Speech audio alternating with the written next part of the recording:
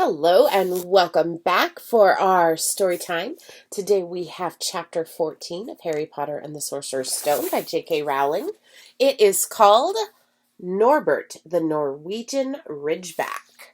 If you'll recall, last time we were together, Harry had followed Professor Snape when he went into the Forbidden Forest, and he saw Professor Snape threatening Professor Quirrell, and so he and his friends, Ron and Hermione, have decided that only Professor Quirrell is standing in the way from Professor Snape getting the Sorcerer's Stone.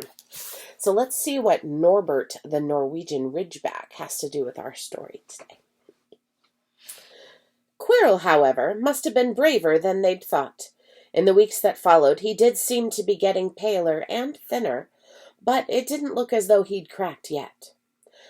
Every time they passed the third-floor corridor, Harry, Ron, and Hermione would press their ears to the door to check that Fluffy was still growling inside. Snape was sweeping about in his usual bad temper, which surely meant that the stone was still safe. Whenever Harry passed Quirrell these days, he gave him an encouraging sort of smile, and Ron had started telling people off for laughing at Quirrell's stutter. Hermione, however, had more on her mind than the Sorcerer's Stone. She had started drawing up study schedules and color-coding all of her notes. Harry and Ron wouldn't have minded, but she kept nagging them to do the same. "Hermione, the exams are ages away." 10 weeks, Hermione snapped. "That's not ages. That's like a second to Nicholas Flamel." "But we're not 600 years old," Ron reminded her. "Anyway, what are you studying for? You already know it all." "What am I studying for? Are you crazy? You realize we need to pass these exams to get into the second year. They're very important. I should have started studying a month ago. I don't know what's gotten into me." Unfortunately, the teachers seemed to be thinking along the same lines as Hermione.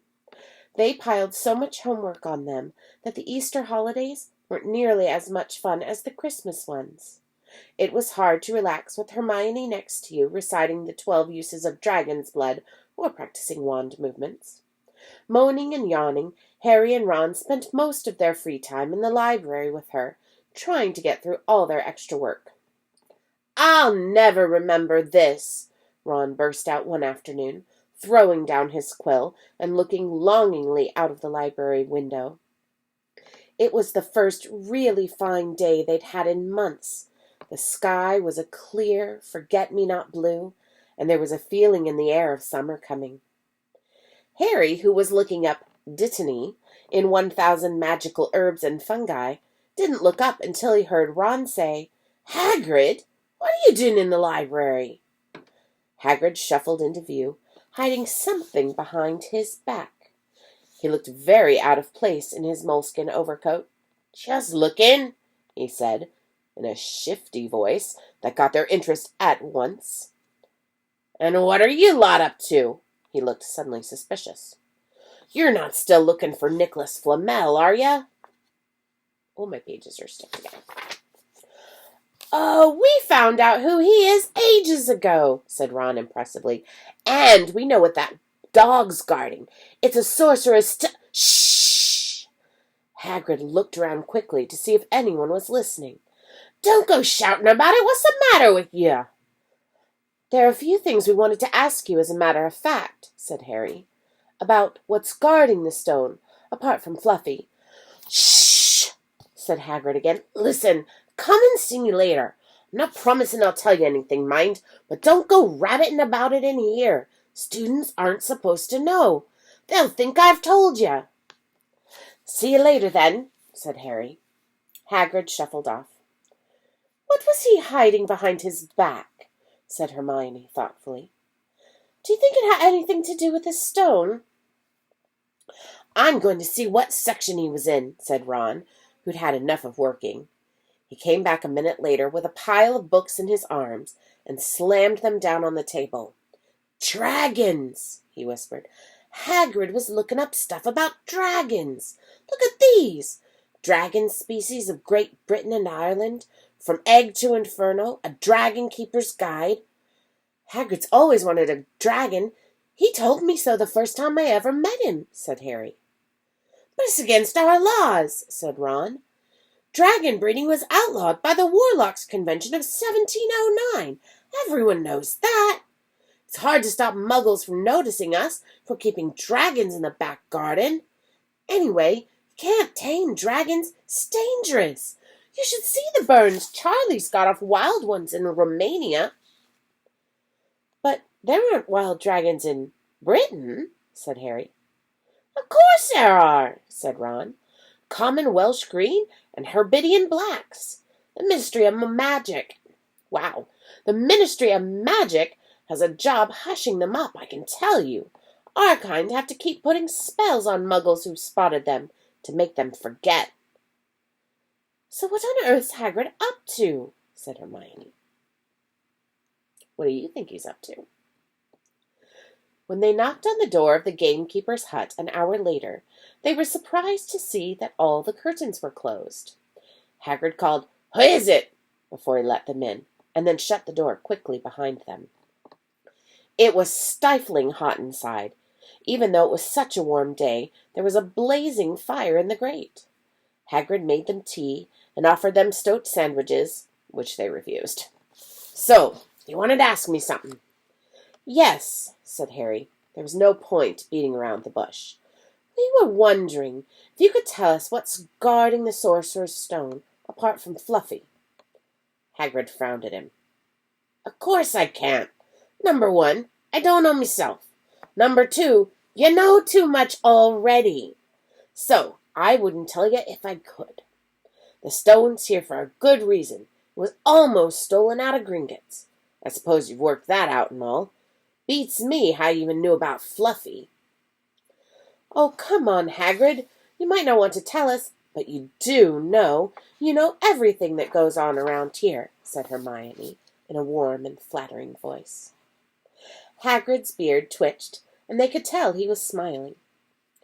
"We only wondered who had done the guarding, really," Hermione went on. "We wondered who Dumbledore had trusted enough to help him, apart from you." Hagrid's chest swelled with pride at these words. Harry and Ron beamed at Hermione. "Well, I don't suppose it could hurt to tell you that. Let's see. He borrowed Fluffy from me. Then some of the teachers did enchantments. Professor Sprout, Professor Flitwick, Professor McGonagall." He ticked them off on his fingers. "Professor Quirrell, and Dumbledore himself did something, of course. Hang on, I've forgotten someone. Oh, yeah, Professor Snape." "Snape? Yeah, you're not still on about that, are you? Look, Snape helped protect the stone. He's not about to steal it." Harry knew Ron and Hermione were thinking the same as he was. If Snape had been in on protecting the stone, it must have been easy to find out how the other teachers had guarded it. He probably knew everything, except, it seemed, Quirrell's spell and how to get past Fluffy. "You're the only one who knows how to get past Fluffy, aren't you, Hagrid?" said Harry anxiously. "And you wouldn't tell anyone, would you? Not even one of the teachers?" "Not a soul knows except me and Dumbledore," said Hagrid proudly. "Well, that's something," Harry muttered to the others. "Hagrid, can we have a window open? It's stifling. I'm boiling." "Can't, Harry. Sorry," said Hagrid. Harry noticed him glance at the fire, and Harry looked at it too. "Hagrid, what's that?" But he already knew what it was. In the very heart of the fire, underneath the kettle, was a huge black egg. Said Hagrid, fiddling nervously with his beard. "That's, Where did you get it, Hagrid?" said Ron, crouching over the fire to get a closer look at the egg. "It must have cost you a fortune." "Won it," said Hagrid, "last night. I was down in the village having a few drinks and got into a game of cards with a stranger. I think he was quite glad to get rid of it, to be honest." "What are you going to do with it when it's hatched?" said Hermione. "Well, I've been doing some reading. Got this out of the library. Dragon breeding for pleasure and profit. It's a bit out of date, of course, but it's all in here. Keep the egg in the fire, 'cause their mothers breathe on 'em, and when it hatches, feed it on a bucket of brandy mixed with chicken blood every half hour. And see here, how to recognize different eggs. What I got there's a Norwegian Ridgeback. They're rare, them." He looked very pleased with himself, but Hermione didn't. "Hagrid, you live in a wooden house," she said. But Hagrid wasn't listening. He was humming merrily as he stoked the fire. So, now they had something else to worry about. What might happen to Hagrid if anyone found out he was hiding an illegal dragon in his hut? "Wonder what it's like to have a peaceful life," Ron sighed, as evening after evening they struggled through all the extra homework they were getting. Hermione had now started making study schedules for Harry and Ron, too. It was driving them nuts. Then, one breakfast time, Hedwig brought Harry another note from Hagrid. He had written only 2 words. "It's hatching." Ron wanted to skip herbology and go straight down to the hut. Hermione wouldn't hear of it. "Hermione, how many times in our lives are we going to see a dragon hatching? We've got lessons. We'll get into trouble, and that's nothing to what Hagrid's going to be when someone finds out what he's doing." "Shut up," Harry whispered. Malfoy was only a few feet away, and he had stopped dead in his tracks to listen. How much had he heard? Harry didn't like the look on Malfoy's face at all. Ron and Hermione argued all the way to herbology, and in the end, Hermione agreed to run down to Hagrid's with the other 2 during morning break. When the bell sounded from the castle at the end of their lesson, the 3 of them dropped their trowels at once and hurried through the grounds to the edge of the forest. Hagrid greeted them, looking flushed and excited. "It's nearly out," and he ushered them inside. The egg was lying on the table. There were deep cracks in it. Something was moving inside.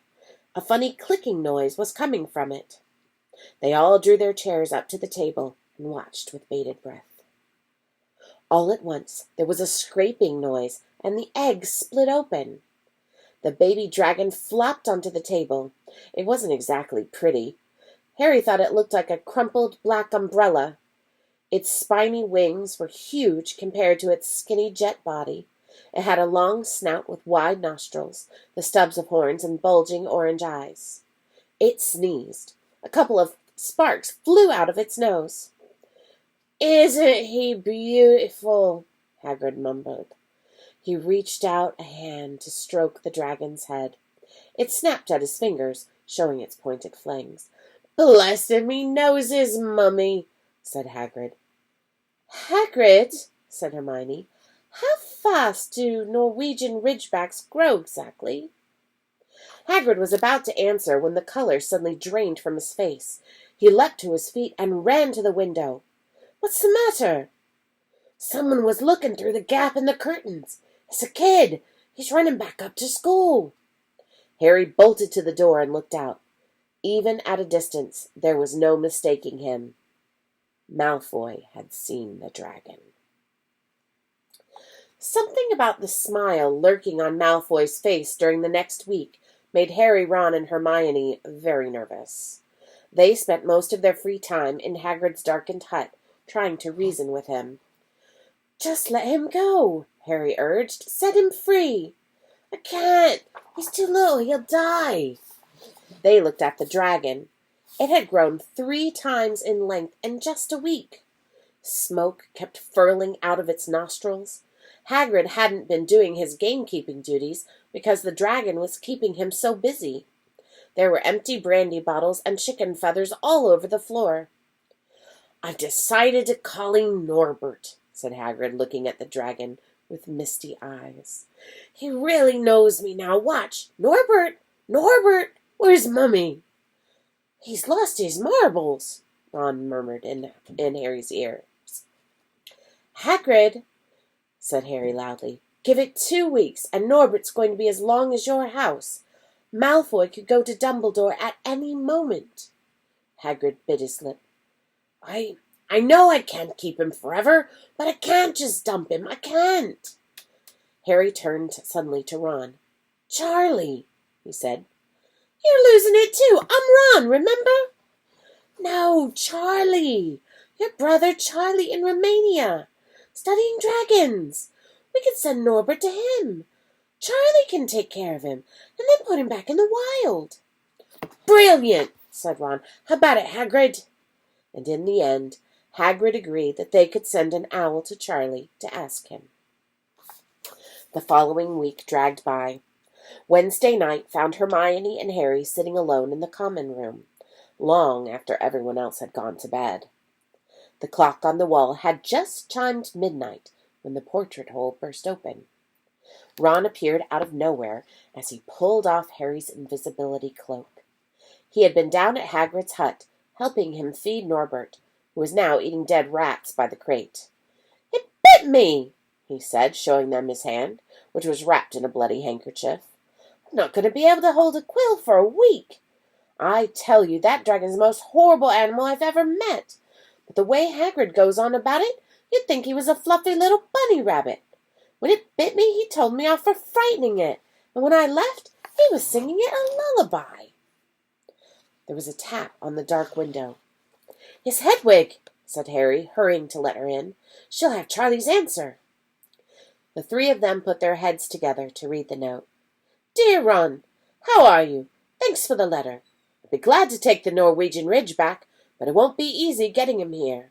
I think the best thing will be to send him over with some friends of mine who are coming to visit me next week. Trouble is, they mustn't be seen carrying an illegal dragon. Could you get the Ridgeback up to the tallest tower at midnight on Saturday? They can meet you there and take him away while it's still dark. Send me an answer as soon as possible. Love, Charlie. They looked at one another. We've got the invisibility cloak, said Harry. It shouldn't be too difficult. I think the cloak's big enough to cover two of us and Norbert. It was a mark of how bad the last week had been that the other two agreed with him. Anything to get rid of Norbert and Malfoy.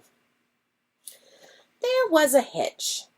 By the next morning, Ron's bitten hand had swollen to twice its usual size. He didn't know whether it was safe to go to Madame Pomfrey. Would she recognize a dragon bite? By the afternoon, he had no choice. The cut had turned a nasty shade of green. It looked as if Norbert's fangs were poisonous. Harry and Hermione rushed up to the hospital wing at the end of the day to find Ron in a terrible state in bed. It's not just my hand, he whispered, although that feels like it's about to fall off. Malfoy told Madame Pomfrey he wanted to borrow one of my books so he could come and have a good laugh at me. He kept threatening to tell her what really bit me. I've told her it was a dog, but I don't think she believes me. I shouldn't have hit him in that Quidditch match. That's why he's doing this. Harry and Hermione tried to calm Ron down. It'll all be over at midnight on Saturday, said Hermione. But this didn't soothe Ron at all. On the contrary, he sat bolt upright and broke into a sweat. Midnight on Saturday, he said in a hoarse voice. Oh, no. Oh, I've just remembered. Charlie's letter was in that book that Malfoy took. He's going to know we're getting rid of Norbert. Harry and Hermione didn't get a chance to answer. Madame Pomfrey came over at that very moment and made them leave, saying that Ron needed his sleep. It's too late to change the plan now, Harry told Hermione. We haven't got time to send Charlie another owl, and this could be our only chance to get rid of Norbert. We'll have to risk it, and We'll have to risk it, and we have got the invisibility cloak. Malfoy doesn't know about that. They found Fang the boarhound sitting outside with a bandaged tail when they went to tell Hagrid, who opened a window to talk to them. I won't let you in, he puffed. Norbert's at a tricky stage. Nothing I can't handle. When they told him about Charlie's letter, his eyes filled with tears, although that might have been because Norbert had just bitten him on the leg. It's all right. He's only got my boot. Just playing. He's only a baby, after all. That baby banged its tail on the wall, making the windows rattle. Harry and Hermione walked back to the castle, feeling that Saturday couldn't come quickly enough. They would have felt sorry for Hagrid when the time came for him to say goodbye to Norbert, if they hadn't been so worried about what they had to do. It was a very dark, cloudy night, and they were a bit late arriving at Hagrid's hut, because they'd had to wait for Peeves to get out of their way in the entrance hall, where he'd been playing tennis against the wall. Hagrid had Norbert packed and ready in a large crate. "He's got lots of rats and some brandy for the journey, and I packed his teddy bear, in case he gets lonely." From inside the crate came ripping noises that sounded to Harry as though the teddy was having his head torn off. "My Norbert," Hagrid sobbed, as Harry and Hermione covered the crate with the invisibility cloak and stepped underneath it themselves.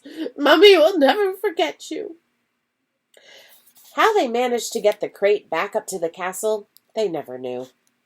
Midnight ticked nearer as they heaved Norbert up the marble staircase in the entrance hall and along the dark corridors. Up another staircase, then another. Even one of Harry's shortcuts didn't make the work much easier.